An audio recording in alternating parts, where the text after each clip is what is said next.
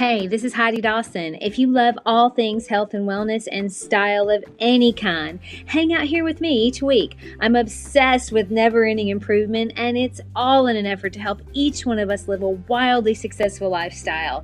Subscribe today so you don't miss a thing. Hi, guys. Welcome to episode 329 of the Wildly Successful Lifestyle Podcast. Thank you guys for listening and also for sharing and subscribing. It really does help me reach more people. I think short podcasts that make you think and help us be better are really valuable. And when you incorporate stories into it, it makes it relatable. So I hope you're enjoying the episodes. And remember, if you are, someone else may too, so be sure to share it with them. All right, so lately I've been having my nails shaped into the almond shape. I don't know if you're familiar with that, but I love it.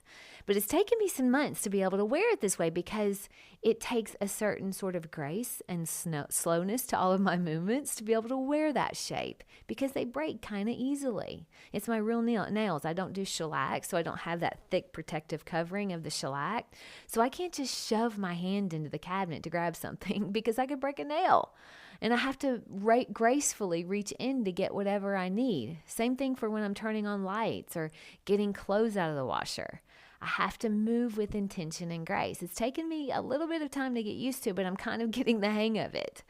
And the reason is because I love having my nails long and healthy and beautifully shaped. It makes me feel more graceful and it makes me feel beautiful.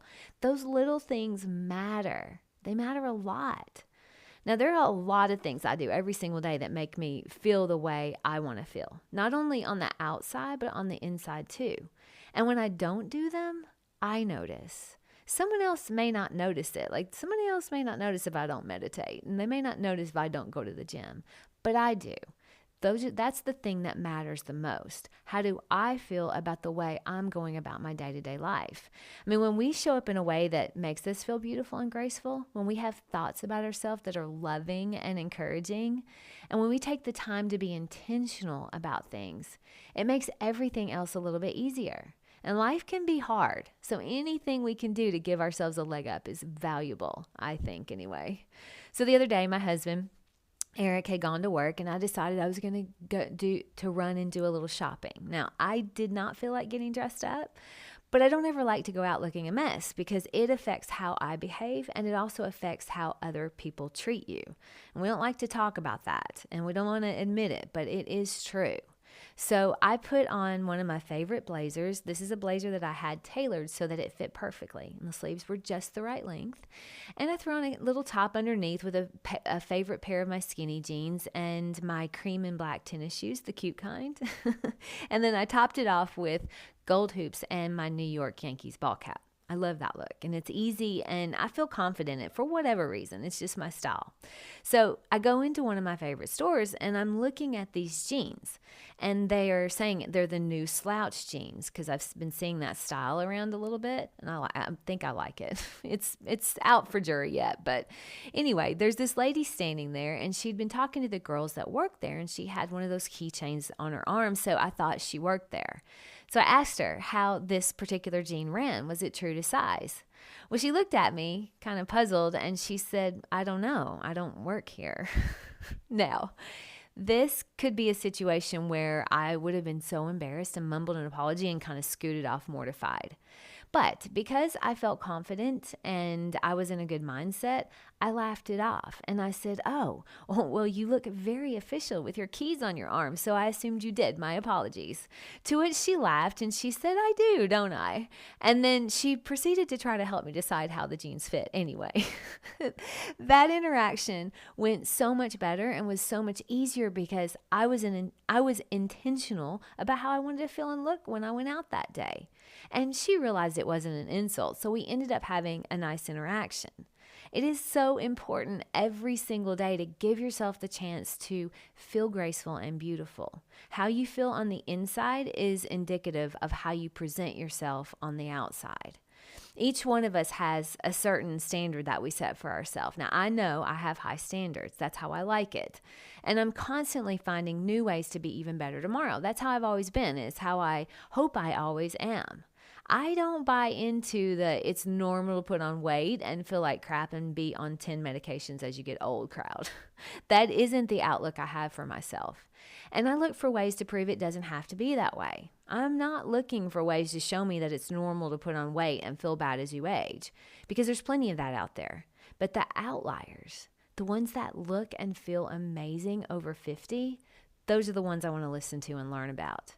So I was in the sauna the other day. A lot happens in the sauna in my life. But I was in the sauna the other day, and I was talking about nutrition with my friend Lena, and there was a lady that I've seen in there a few times, and she chimes in and said, I'm eavesdropping on your conversation because I'm interested in it. Now, this lady is definitely an outlier. I'm going to tell you why. But once we get to talking, I had millions of questions for her because she's 66. And I got to tell you, her muscle tone is amazing. Her eyes are bright. Her hair is healthy. And she has this bright, happy, healthy energy about her. And it wasn't by accident. She told me that she moves regularly every single day. She eats incredibly healthy, but not perfect. She saunas and cold showers almost every day, and she's constantly learning and growing. Now, I could have talked to her for an hour, but now I've been in the sauna for 40 minutes, which is 20 minutes too long. So I had to stop the conversation or die. It was a tough decision, but I thought to myself, okay, we'll continue the conversation again. I just know it. But you see, I got a quick snapshot of her life, and I could have told you by looking at her that she had consistently good habits. You don't look and feel like that at her age without them. But see, she'd figured out that for her, moving every day, exercising 6 times per week, eating whole foods that you make at home a majority of the time, and continuously growing. Those are standards that she just lives by. They're high standards, and she's thriving at 66 because of it. Well, I want to be thriving at 66, and I'm learning more every day of what it takes to do that. What we know is it doesn't happen by accident. And what we also know is it takes us putting ourselves as a priority. Sometimes women have a problem with that. And sometimes we think, oh, it's selfish to say that. But look, I'm a much better lover to my husband when I feel beautiful. I'm a much better sister when I'm healthy and have high standards. I'm a much better friend when I love myself.